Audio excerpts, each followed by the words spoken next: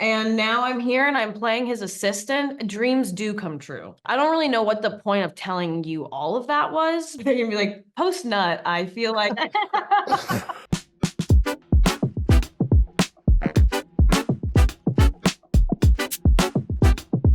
We are MTV, so I'm going to start by saying the soundtrack is perfect. Agreed. Including, Joey, it's got your bestie Sabrina Carpenter right at the start. I know, she like opens the movie with Feather. Yeah, sick. Yeah, yeah. So that was really cool. Did you know before her that was going to happen? I did know, I knew. And her and I were talking last night about how, fun it was that's what's happening. It's very cool. Like, it's also like her and I've been friends since we were little.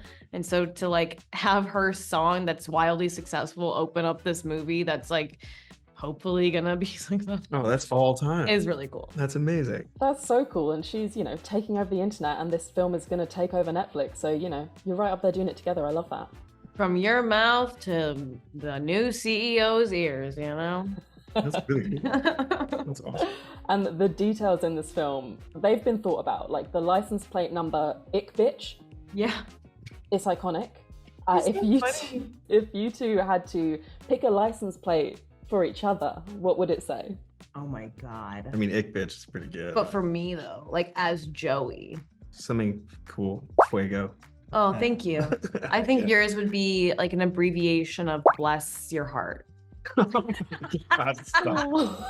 Stop.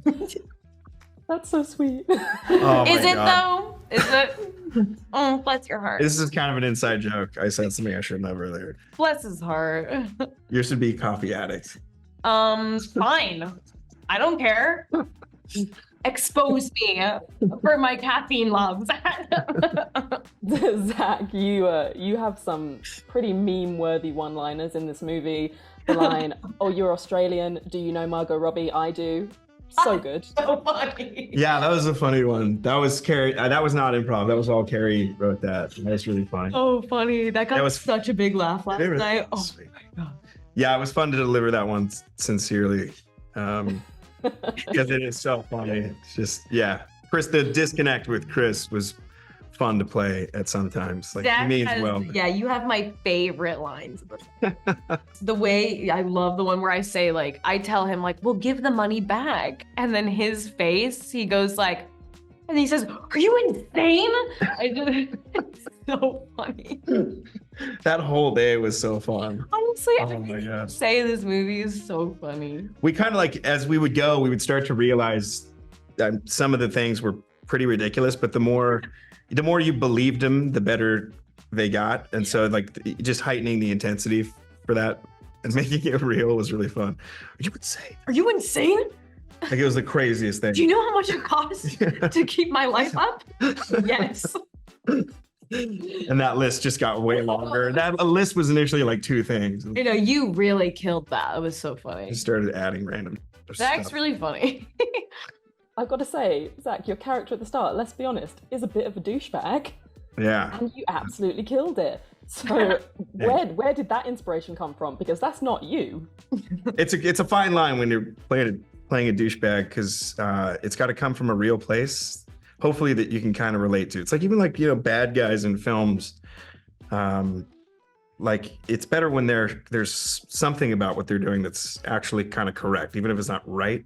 Yeah, it's correct. So you can see kind of where he's coming from and how he is that way. And as long as that's there, then it works. So I tried to base it on his insecurities rather than just being a total asshole all the time. Bless his heart. Bless his heart. Honestly, though, he does have a lot of heart to him. He just has a weird way of showing it sometimes. Yeah, deep down in there's somebody. This is what makes him so funny.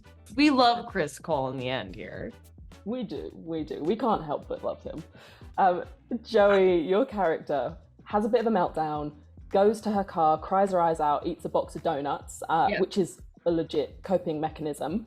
Can you relate, and how do you kind of cope in those meltdown moments? Do you go for the donuts? You know what? Actually, my sister, Hunter, I went through a breakup one time, And she first, like, I started crying when I came home. We lived together at the time. She brought me a glass filled to the top with wine. Then she left the house. I thought she just was going to run errands. She came back with a box of donuts for me. And through that breakup box of donuts, I discovered my new favorite flavor of donut for the rest of my life, which is an orange creamsicle donut. So yeah, I don't really know what the point of telling you all of that was, but yes, I do know You can relate. how to cope with donuts. Yeah. Anyway. Zach, what's your go-to self-care when you need it? Usually it happens to me after after something like Iron Claw, where I've got to be in really good shape or I thought you something. were gonna say something else. Oh. I thought you were gonna be like, post-nut, I feel like.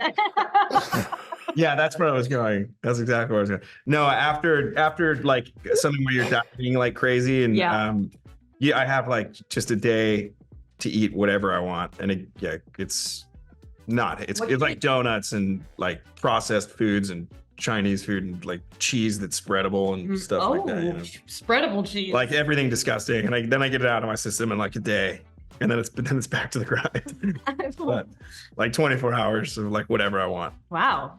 I feel like it would be a slight injustice to not talk about Nicole Kidman. Zach, do you remember the first time you ever saw Nicole Kidman on screen? And could you have imagined all these years later that you would be playing this role alongside her? Something I will never forget was the very first time I saw Moulin Rouge with Nicole in it. I didn't know I really wanted to be an actor. I saw that movie and something just grabbed me about it and her performance. I fell in love with her on the spot. And that continued through all my life. It's still one of my favorite musicals. And I don't know what about it. I never dreamed in a million years what I think repeat watching that was manifesting. So to be here and to be like have scenes with her and to be in scenes with her, it's still so surreal for me. But at the same time, it just feels so comfortable and awesome. And yeah, I'm truly, truly grateful. It's magical. Oh, I love that. And Joey, do you remember the first time you saw Zach on screen? And could you have imagined playing this role alongside him? No, yes, I remember. And no, I couldn't imagine it. I saw him, of course, first in High School Musical. And I fell in love. What can I say? I loved him so much. I had posters of him all over my desk. I mean it. Like he was my everything for many years. And now I'm here and I'm playing his assistant. Dreams do come true. Now she just can't get rid of me. I know. It's really... I'm like stalking her. It's honestly super crazy. Like, it's such a crazy world because while yes, I'm obsessed with you in a different way now, while the, just ferocious obsession has subsided, it is a really amazing thing to be working with someone that you felt that way about it when you were younger, and now I'm just like, this is my friend. Yeah, and the feeling's mutual too, because I remember I first saw you in Batman, but I didn't know really that was you at that point. Yeah, of course. But then I saw you in the kissing booth, and I thought, gee, even in that, you were very young, but you did everything right in that. I loved the choices you were making. I thought you were brilliant. And at that moment, I just had a feeling we were going to work together at that point. I could tell that. Zach, you're a master manifester. Yeah. Yeah, you are. That's the license plate. Master manifest. That's really funny. I like that. Oh, thank you so much, guys. It's been an absolute pleasure. Good luck. Enjoy everything. Thank you so much. Cheers. Take care.